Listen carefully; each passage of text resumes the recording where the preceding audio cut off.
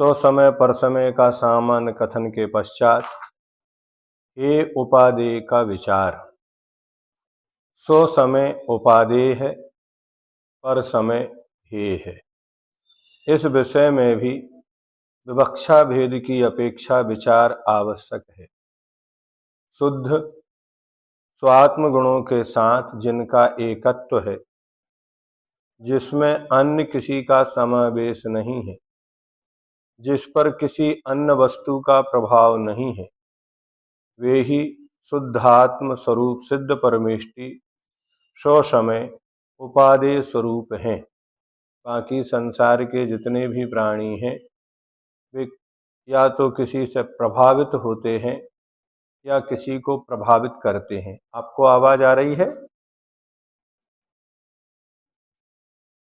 सो समय वह है जो न किसी से प्रभावित होता है और न किसी को प्रभावित करता है। ऐसे सिद्ध परमेष्टि किसी से भी प्रभावित नहीं होते, उनके ऊपर किसी का भी कोई प्रभाव नहीं पड़ता।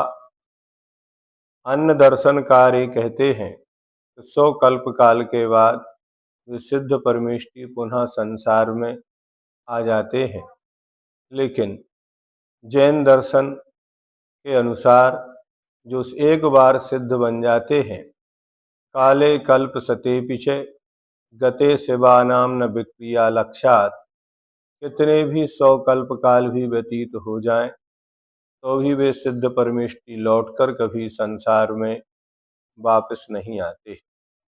इसलिए यहाँ क्या हेय है और क्या उपादेय है? तो जो सिद्ध परमेष्टि हैं वे उपादेय हैं। गुणस्थानातीत पर्याय उपादेय है। 14वें गुणस्थान तक आत्मा और कर्मों के बीच जहाँ एकत्व है, वहाँ उपादेय नहीं है। अतः 14वें गुणस्थान वर्ती भी एक प्रकार से उपादेय नहीं है, लेकिन प्रसंगवश 13वें व 14वें गुणस्थान वर्ती एवं निर्विकल्प समाधि में लीन मुनिराज भी हमारे लिए उपादेय है, क्योंकि वे रत्नत्रय स्वरूप शुद्धात्म तत्व में लीन हैं। वे हमारे लिए आदर्श स्वरूप हैं, किंतु त्रैकालिक उपादेय की दृष्टि से सिद्ध स्वरूप सो समय ही उपादेय है। गुणस्थानगत परिणाम कथनचित है और कथनचित उपादेय होते। जैसे हम ऊपरी मंजिल पर जाते हैं तो जिस जीने को हम पार कर चुके वह हमारे लिए हेय है, लेकिन जो जीना अभी हमने आप नहीं चढ़े हैं वह हमारे लिए उपादेय है। तो ऐसे ही जिन गुणस्थानों को हमने प्राप्त नहीं किया वह हमारे लिए उपादेय है, किंतु जिन्होंने सिद्ध पद को प्राप्त कर लिया उनके लिए सभी गुणस्थान ये समझना चाहिए। मिथ्यात अवस्थागत पर समय सर्वथा हे है। प्रसंगानुसार हे उपादेय को दृष्टांत के माध्यम से समझा जा सकता है। अब आचार्य महाराज यहाँ एक दृष्टांत देकर बता रहे हैं कि जिस बालक ने अभी स्कूल जाना शुरू नहीं किया उसे प्रथमादि कक्षा क्रमशः उपादेय है, क्योंकि उसे बुद्धि का विकास करना है, आगे ज्ञान प्राप्त करने का लक्ष्य है। अतः उसे स्कूल कॉलेज की समस्त कक्षाएं क्रमशः साधन रूप में उपादेय हैं। जितनी भी कक्षाएं हैं पहली से लेकर आगे तक की, वे सारी की सारी कक्षाएं उस बालक के लिए उपादेय हैं। दो प्रकार के उपादेय होते हैं, एक तात्कालिक उपादेय और एक त्रैकालिक उपादेय। जैसे आप बाजार जाते हैं और बाजार में जाके केला खरीदे, केला जब लेके आते हैं तो उसके साथ छिलका भी होता है। अब वो छिलका हेय है कि उपादेय है? जब तक हम केला को ग्रहण नहीं करते तब तक उस केले के सुरक्षा के लिए वो छिलका भी उपादेय है, और जैसे ही हमने केले को छिलके से अलग किया अब वो छिलका क्या हो गया, हे हो गया।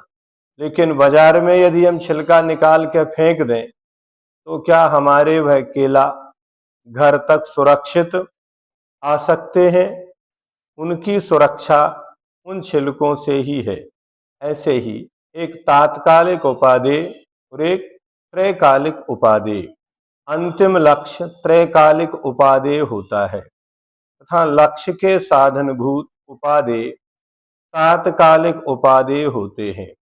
जैसे जैसे लक्ष्य के निकट आगे आगे पहुंचते जाते हैं, वैसे वैसे पीछे के साधनभूत तात्कालिक उपादेय हे रूप होकर छूटते जाते हैं। छोड़ना नहीं पड़ता है कि मैं इनको छोड़ता हूं, नहीं।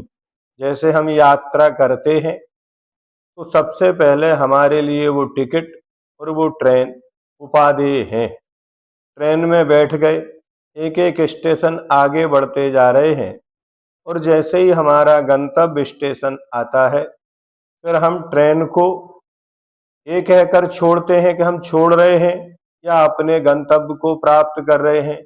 जब हम अपने गंतव्य को प्राप्त करते हैं तो वो ट्रेन अपने आप छूटती हुई चली जाती है। उक्त दृष्टांत के अनुसार जैसे छात्र को प्रवेश की अपेक्षा प्रथम कक्षा उपादेय है, लेकिन वही जब द्वितीय कक्षा में पहुंच जाता है तो उसे प्रथम कक्षा हे है। तृतीय कक्षा में पहुंचने पर द्वितीय कक्षा हे होती चली जाती है। इस प्रकार एमए तक पहुंच गए। एमए के बाद कोई कहे कि पुनः बीए करो, यह ठीक नहीं। लेकिन बीए के बाद एमए उपादेय है। उक्त प्रसंग को दूसरी तरह से भी समझा जा सकता है कि यदि मंजिल पर पहुंचना लक्ष्य है तो मंजिल की प्राप्ति उपादेय है। लेकिन जब तक मंजिल की प्राप्ति नहीं होती तब तक प्रत्येक सीढ़ी दर सीढ़ी उपादेय और हेय रूप बनती चली जाती है। जैसे जैसे हम अपना आगे का लक्ष्य प्राप्त करते हैं, पीछे की लक्ष्य जो हमने प्राप्त किया था उनको स्वतः छोड़ते चले जाते हैं। वैसे वास्तव में तो यह कहना चाहिए कि मंजिल उपादेय है तो सीढ़ी है नहीं, किंतु उपाय रूप है।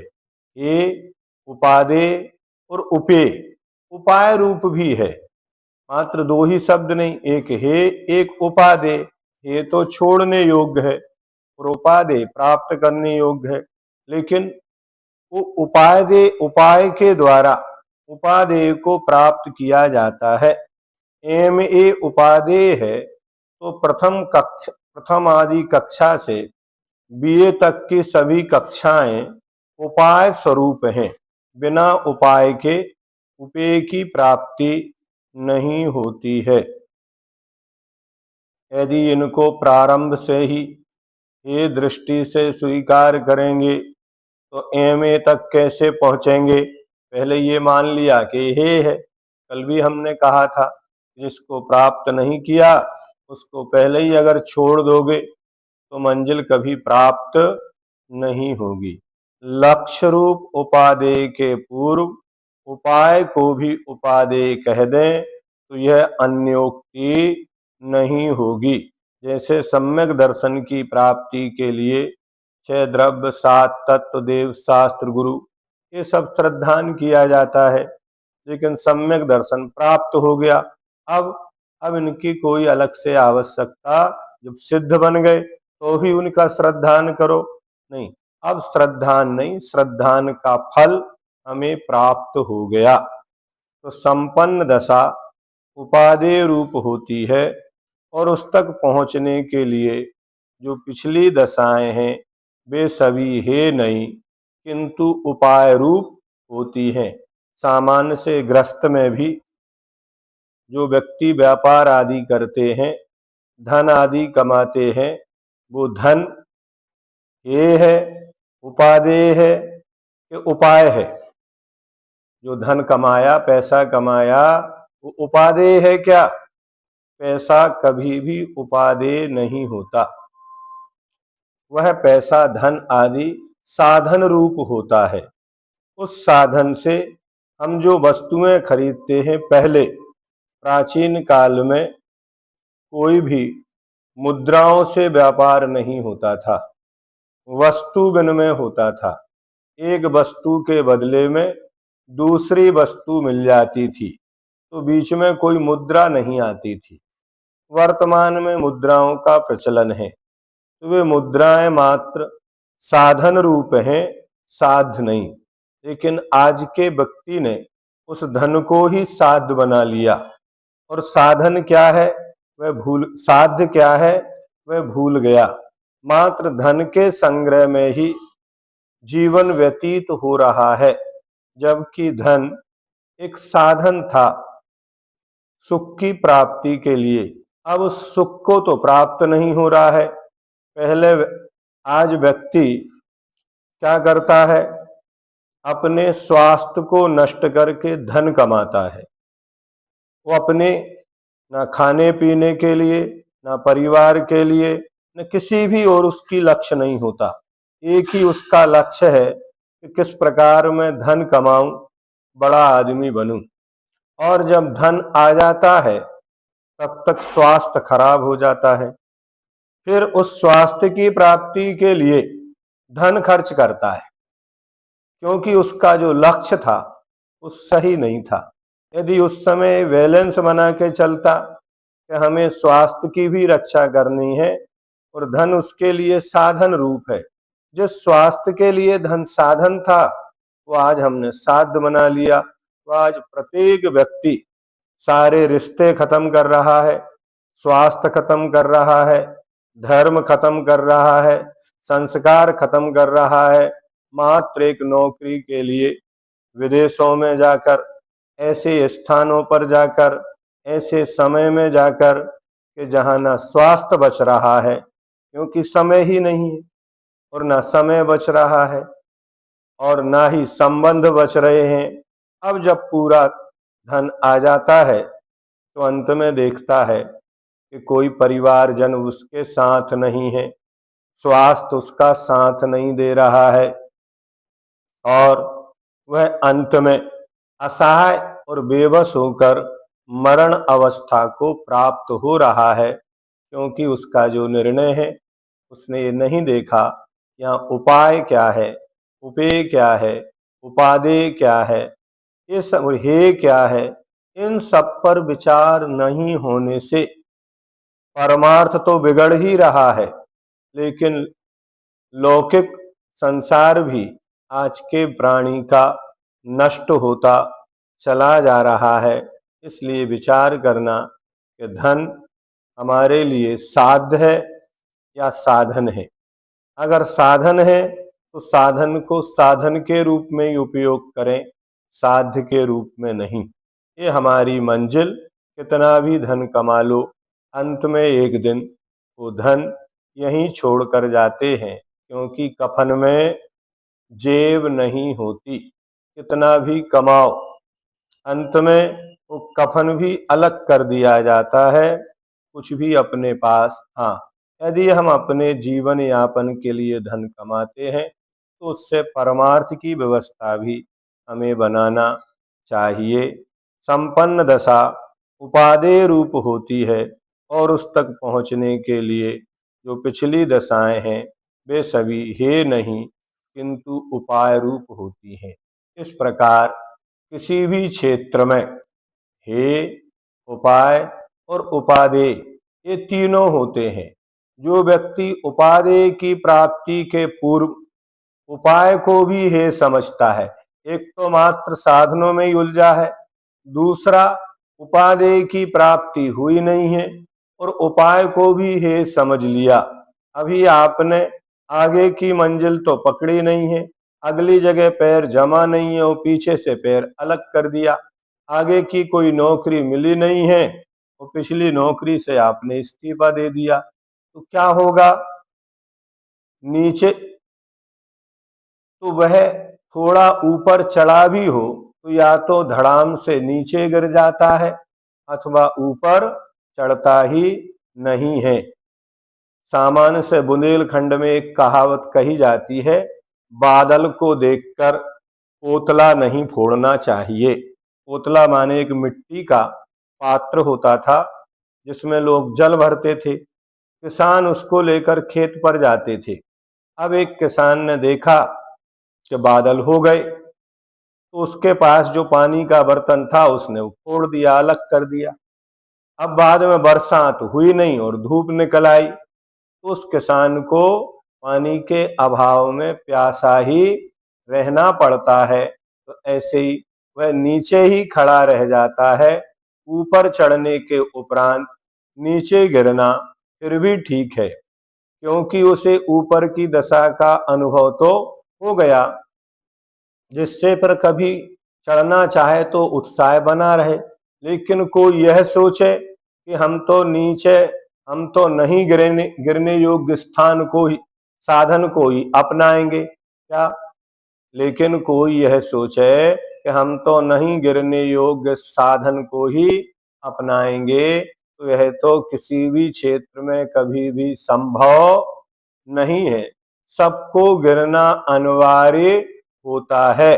भोजन करते हैं तो कुछ ना कुछ कण नीचे गिरते हैं। अब कोई व्यक्ति ये सोचे कि हम तो भोजन तभी करेंगे जब हमारे कोई कण ना गिरें, अथवा कोई ये सोचे कि मैं पानी में तभी उतरूंगा जब तैरना सीख जाऊंगा। आज तक मोक्ष मार्ग में जो कोई भी चढ़ा है वह नियम से नीचे गिरा है। कुछ लोग व्रत नहीं लेते, उनमें अतिचार लग जाएंगे, दोष लग जाएंगे।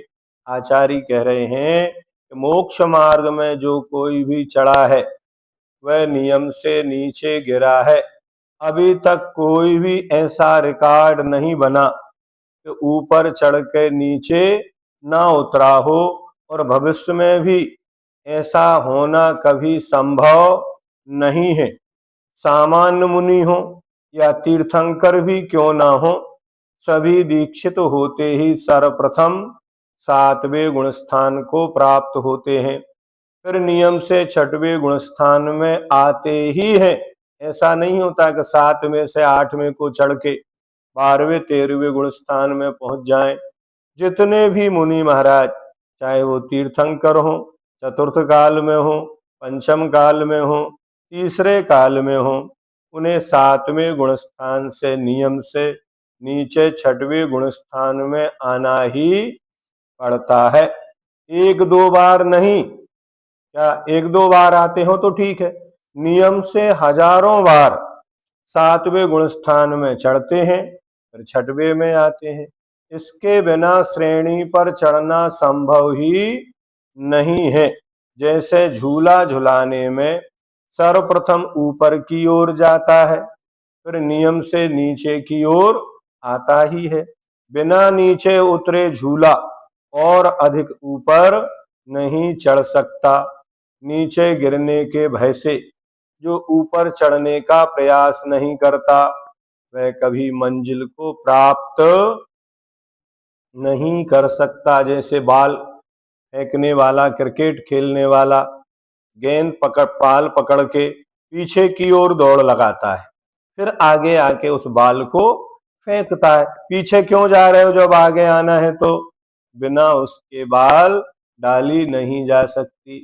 तो नीचे गिरने के भय से जो ऊपर चढ़ने का प्रयास नहीं करता, वह कभी मंजिल को प्राप्त नहीं कर सकता। आचार्य कहते, सफलता की तैयारी तो सभी रखते हैं, अगर असफल हो गए तो क्या करोगे?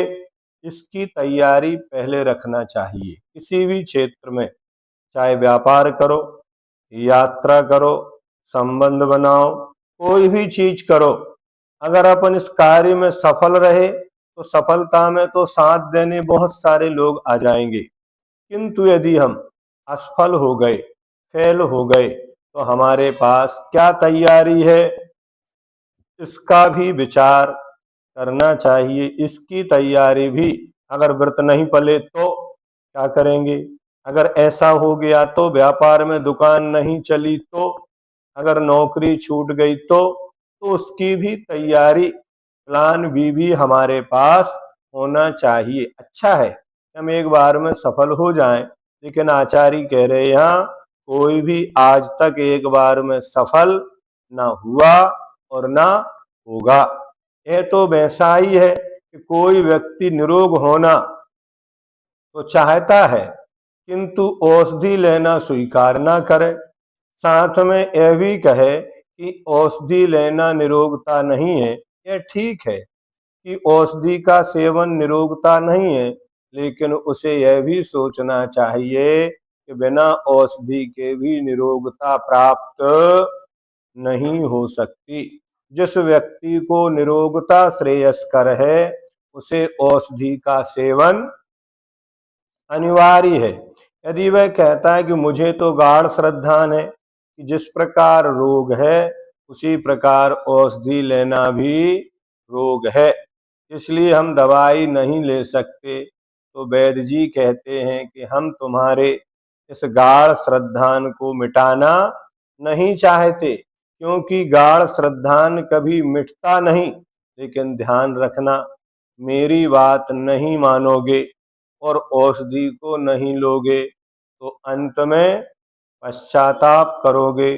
निरोगता को पाना तो बहुत दूर रहेगा, रोग दशा में ही मृत्यु को प्राप्त करोगे।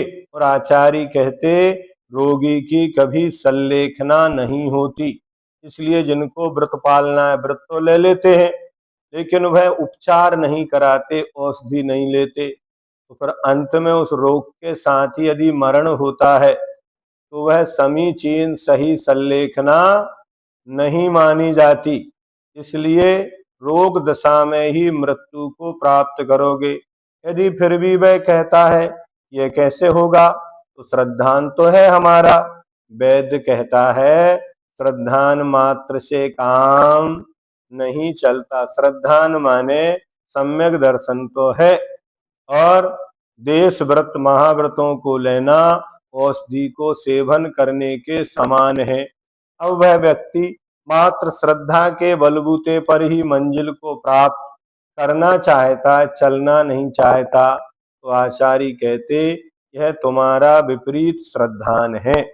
औषधि रोग दूर करने के लिए उपाय स्वरूप है, उसे वैसा स्वीकार नहीं करना विपरीत श्रद्धान है। ये विपरीत श्रद्धान क्या है? तो विपरीत श्रद्धान में स्वरूप विपर्यास, कारण विपर्यास एवं भेदाभेद विपर्यास होते हैं। सम्यक दृष्टि इन तीनों विपर्यासों से रहित होता है। अगर समय सार पढ़ रहे हो तो ये जानना बहुत जरूरी है। तो स्वरूप विपर्यास, कारण विपर्यास और भेदाभेद विपर्यास, उक्त प्रसंग से ही तीनों विपर्यासों को समझा जा सकता है। रोग के समान ही औषधि है, ऐसा श्रद्धान ये स्वरूप विपर्यास है। क्या? अब रोग और औषधि में भेद ही नहीं कर रहे, रोग के समान औषधि को कहना ऐसा श्रद्धान स्वरूप विपर्यास है। निरोगता के कारण को कारण रूप से नहीं मानना, यह कारण विपर्यास है। कारण कार्य दोनों में भेद स्वीकार ना कर अभेद रूप मानना, यह भेदाभेद विपर्यास है। सर्वार्थ सिद्धि ग्रंथ में आचार्य पूज्यपाद स्वामी ने इनका वर्णन किया है। उक्त तीनों विपर्यासों से सहित श्रद्धान ही विपरीत श्रद्धान होता है। आपकी समझ में आ रहा है ये?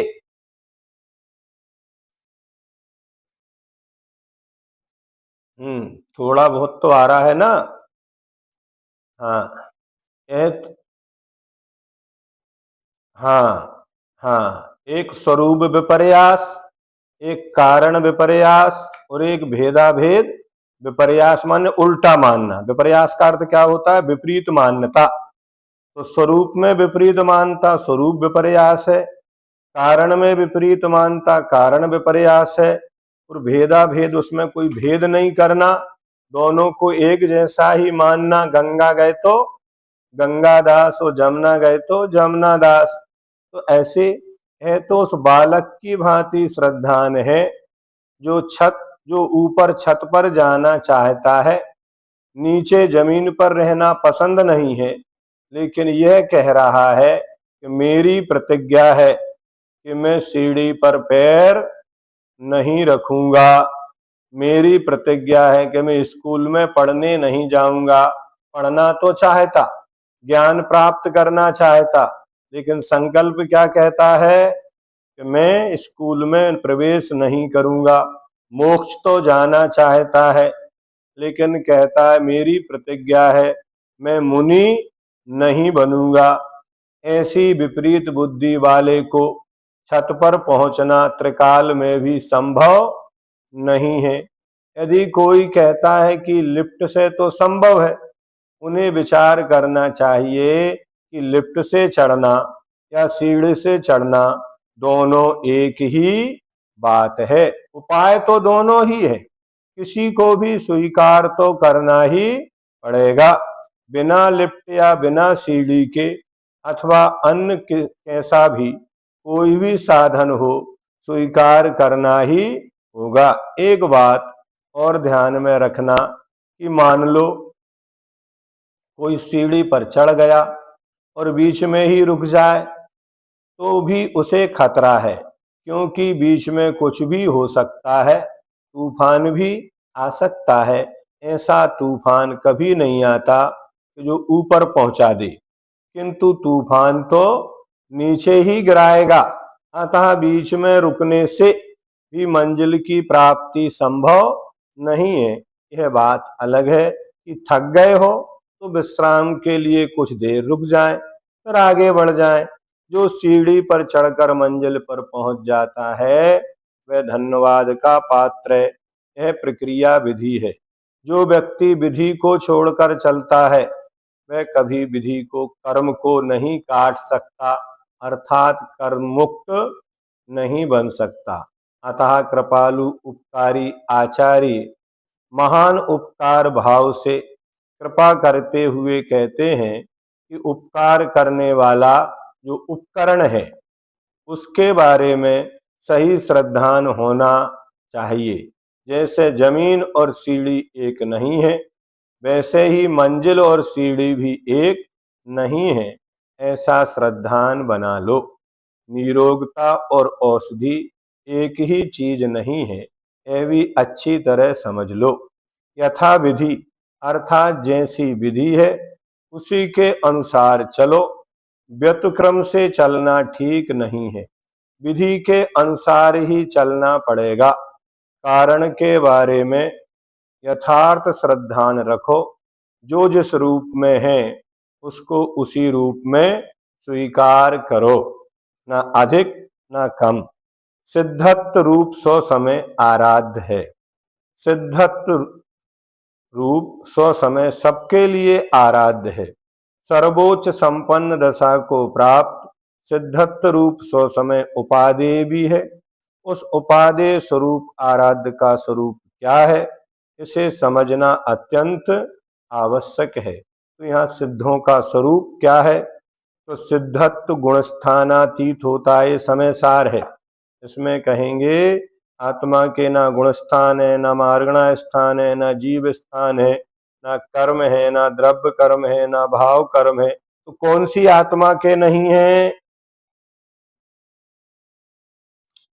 संसारी आत्मा के नहीं है कि सिद्ध आत्मा के? तो ये सिद्ध आत्मा के नहीं है। लेकिन अगर संसारी भी अपने को ऐसा मानने लगे कि ना मेरे कर्म है, ना नो कर्म है, ना द्रव्य कर्म है, ना भाव कर्म है, ना गुण स्थान है, ना मार्गणा स्थान है, ना जीव स्थान है, वह उसका मानना विपरीत होगा। इसलिए सिद्धत्व गुण स्थानातीत होता है। सिद्धत्व सिद्ध जीवों में प्रकट होता है। सिद्धत्व द्रव्य प्राणों से अतीत होता है। 14वें गुण स्थान में भी सिद्धत्व प्रकट नहीं होता। वह छायोपशमक भाव रूप नहीं होता। उसे भोजन पानी की आवश्यकता नहीं होती। वह अशुद्ध नय, उपचरित असद्भूत या सद्भूत व्यवहार का विषय नहीं होता। क्या वह तो शुद्ध निश्चय नय के विषयभूत, शुद्ध निश्चय प्राण दर्शन ज्ञान चारित्र रूप शुद्ध गुण स्वरूप होता है।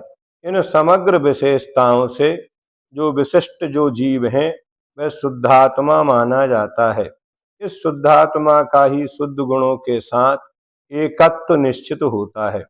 संसार दशा में स्थित जो शुद्धात्मा पर विश्वास रखने वाला है वह शुद्धात्मा नहीं है। विश्वास रखने वाला तो है लेकिन वह शुद्धात्मा नहीं है, क्योंकि वह शुद्ध गुणों के साथ एकत्व को प्राप्त नहीं है। शुद्धात्मा का स्वरूप तो सिद्धालय में प्राप्त होता है। जीव की सिद्धत्व अवस्था ही मोक्ष के नाम से प्रसिद्ध है। बंध पूर्वक ही मोक्ष होता है। अतः आचार्य कुंद देव ने बंध के बाद ही मोक्ष अधिकार में मोक्ष तत्व का कथन किया है। संबर निर्जरा के द्वारा मोक्ष होता है, तो संबर निर्जरा मोक्ष प्राप्ति के साधन है। आश्रव और बंध को रोकना संबर है। पूर्वबद्ध कर्मों का आंशिक क्षय होना निर्जरा है। संबर निर्जरा के द्वारा कर्मों से बंधा हुआ जीव मुक्त होता है। वही सिद्धत्व को प्राप्त मुक्त जीव सुंदर है, जिसके गुण पर्याय स्वाश्रित हैं, जो परनिरपेक्ष शुद्ध सिद्ध अवस्था रूप है, जिसका अनंत काल तक शुद्ध अवस्था रूप अस्तित्व रहता है। वह पुनः कभी अशुद्ध अथवा असिद्धत्व रूप नहीं होता। यही सिद्धत्व स्वरूप का अस्तित्व हम सभी के पास भी है। अस्तित्व तो है लेकिन उसका बोध प्राप्त नहीं है। अतः उस सिद्धत्व स्वरूप की प्राप्ति का साधन ही जुटाया। इसलिए हमारा वह शुद्ध सिद्धत्व स्वरूप प्रकट नहीं हुआ। फल स्वरूप हम संसार दशा में हैं। सिद्धों में वह स्वरूप प्रकट हो गया, अतः वे सिद्धालय में विराजमान है। हमारा हमने साधन तो जुटाए लेकिन उस सिद्धत्व स्वरूप प्रकट नहीं हुआ। 11वें गुणस्थान से भी नीचे गिर के आ जाता है। उन समस्त सिद्धों को सिद्धत्व स्वरूप की प्राप्ति हेतु आचार्य कुंद देव ने मंगलाचरण में नमन किया है। उस सिद्धत्व को सो समय संज्ञा प्राप्त है और वही सबका आराध्य है। अब अंतरात्मा एवं बहिरात्मा का स्वरूप, ये सिद्ध तो परमात्मा हो गए। अब आत्मा तीन प्रकार के, एक अंतरात्मा, एक बहिरात्मा और एक परमात्मा। अब अंतरात्मा एवं बहिरात्मा कौन है? तो आचार्य वीरसेन स्वामी जी ने मनोरंजन युक्त युक्ति देते हुए कहा कि सिद्ध परमेष्टि बहिरात्मा है और सभी संसारी प्राणी अंतरात्मा है। ऐसा क्यों कहा? ये कैसे घटित होता है? तो उन्होंने इसको हेतु, चूंकि अपन समय सार पढ़ रहे हैं, 6 ढाला में तो बहिरात्मा मिथ्या दृष्टि को देह जीव को एक गिने बहिरात्म तत्व मुधाय, लेकिन यहाँ सिद्ध परमेष्टि को बहिरात्मा कहा। और वो किसने कहा? तो आचार्य वीरसेन स्वामी ने कहा। उन्होंने इसको हेतु एवं युक्ति से सिद्ध किया कि संसारी जीव कर्म रूपी गर्भ में अंतर में स्थित है, इसलिए अंतरात्मा है। और जो कर्म रूपी गर्भ से बाहर है, अर्थात जो कर्मों से मुक्त हो चुके हैं, वे सिद्ध परमेष्टि बहिरात्मा है।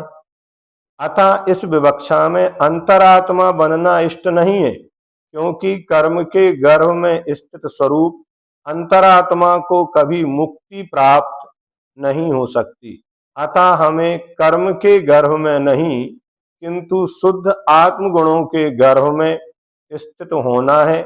गुणों में स्थित होने के लिए कर्म की गर्भस्थ अवस्था को छोड़ना आवश्यक है। एक घटना है, मेरी जीवन गाथा में बरनी जी ने लिखा है कि जैन और जैनेतरों में किसी प्रकार से एक बार शास्त्रार्थ हुआ और उसमें विवाद हो गया। अब सिद्ध ये करना था कि किनका धर्म प्राचीन है और किनका अर्वाचीन है। अब संयोग से उसी समय उस सभा में आ गए गणेश प्रसाद जी बरनी। तो लोगों ने कहा, बरनी जी अपन सबसे बड़े हैं और वो सब जानते हैं, तो क्यों ना अपन इसका निर्णय वर्णी जी से करवाएं। और वर्णी जी को न्यायाधीश बना दिया गया। अब वर्णी जी जब गद्दी पर बैठे तो वर्णी जी ने कहा, देखो भाई, जैनेतरों से प्राचीन धर्म तो तुम्हारा ही है। क्या कहा? प्राचीन धर्म किसका है? जैनेतरों का है। तो जैन लोग जो सुना तो उन्होंने कहा, देखो वर्णी जी ने पक्षपात कर लिया, क्योंकि वर्णी जी जो थे पूर्व में जैन कुल में पैदा नहीं हुए थे। तो उनने किसका पक्ष लिया, ऐसा लोगों ने मान लिया। पूरी बात सुने बिना यदि हम कोई निर्णय लेते हैं तो उसका परिणाम यही होता है। इसलिए पहले पूरी बात सुनो। यहाँ वीरसेन स्वामी कह रहे हैं कि सिद्ध परमेष्टि बहिरात्मा है, और वहां गणेश प्रसाद जी वर्णी कह रहे हैं कि प्राचीन धर्म तो जैनेतरों का ही है। अब वहां धर्म से क्या अभिप्राय था वर्णी जी का? उन्होंने कहा, तुम्हारा धर्म मिथ्यात है और जैनों का धर्म सम्यक्त है। तो संसारी जीव को अनादिकाल से कौन से धर्म के साथ जीवन जी रहा है? तो मिथ्यात के साथ ही उसका काल व्यतीत हो रहा है। और जब उन्होंने ये सुना तो फिर लोगों की समझ में आया कि हाँ, वर्णी जी क्या कहना चाहते हैं। उनको खुश भी कर दिया और कह दिया, तुम्हारा धर्म प्राचीन है, लेकिन जैनों का धर्म रत्नत्रय मोक्ष मार्ग है। इसलिए एक एक जीव की अपेक्षा वह अर्वाचीन ही है, अभी प्राप्त किया है। सिद्धत्व और सिद्धत्व जीवत्व का स्वरूप अत्यंत गंभीर है। रहस्य उद्घाटन कर रहे हैं। यह रहस्यमयी तत्व है। इसको जानने वाले बहुत पहुंचे हुए ज्ञानी जन होते हैं। आचार्य कुंदकुंद जैसे महान ज्ञानियों को यह रहस्य प्राप्त हुआ। उन्होंने इसका ज्ञान प्राप्त किया है। यह बिरलों को ही उद्घाटित होता है। धन्य है वे ज्ञानी श्रमण, जिनकी प्रशंसा करते करते ये जिह्वा कभी थकती नहीं है। धन धन्य है जे जीव नरभव, पाए यह कारज किया। छह ढाला कार ने कई बार उनकी प्रशंसा की है। वह एकत्व विषयक आत्मकथा। धन्य है वह भेद विज्ञान, जिसके माध्यम से जीवन सुखमय बन जाता है। इस प्रकार के सुखमय जीवन के दर्शन से अनेक तत्व जिज्ञासुओं के ज्ञान चक्षु खुल जाते हैं। उनके दर्शन से कम हमें रास्ता तो ज्ञात हो जाता है, जिसको हम बहुत अच्छा समझते थे, जिसके संग्रह के लिए जीवन खपाया था, वह रहस्य आज उद्घाटित हो गया। अभी तक अज्ञान दशा रही। इस प्रकार ज्ञान होने के उपरांत वह उन सभी विषयों को छोड़ देता है, उन्हें लात मार देता है। वह वहां से किनारा कर जाता है, उस ओर अपनी पीठ कर देता है, उनसे मेरापन छोड़ देता है। त्याग करने के उपरांत त्याग पत्र की आवश्यकता नहीं होती। ध्यान रहे, जितने भी तीर्थंकर होते हैं वे तीर्थंकर कोई सामान्य परिवारों में पैदा नहीं होते। वे राजकुलों में ही पैदा होते हैं और उनके चारों ओर वैभव के अंबार लगे रहते हैं। देवता लोग उनके गर्भ कल्याण में आने के 6 महीने पहले से इतनी विपुल सामग्रियां एकत्रित करते हैं, लेकिन एक दिन वही तीर्थंकर उस सारे वैभव को जीर्ण तृणसम त्यागी छोड़कर चले जाते हैं। तो यह कोई छोड़ने की, उनको इस्तीफा देने की आवश्यकता नहीं है, जबकि वह तीर्थंकर अपने माता पिता की इकलौती संतान होते हैं। उनका कोई भाई भी नहीं होता जिसको राज दिया जा सके। एक ही इकलौते होते हैं, फिर भी उस सारे के चिंता नहीं करते वो संसार की, कि हमारे जाने के बाद अपन तो जरा सा हुआ, घर का क्या होगा, परिवार का क्या होगा, इनको कौन संभालेगा। लेकिन उन तीर्थंकरों से पूछो जो अकेले ही होते हैं, और उनमें 5 तीर्थंकर तो बाल ब्रह्मचारी भी हुए, तो उनकी संतान भी नहीं हुई, फिर भी वो छोड़कर चले गए। यह भी एक व्यवहार है।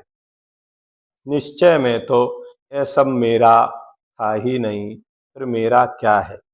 मैं तो जो हूँ सो हूँ, एक चैतन्य आत्म तत्व हूँ।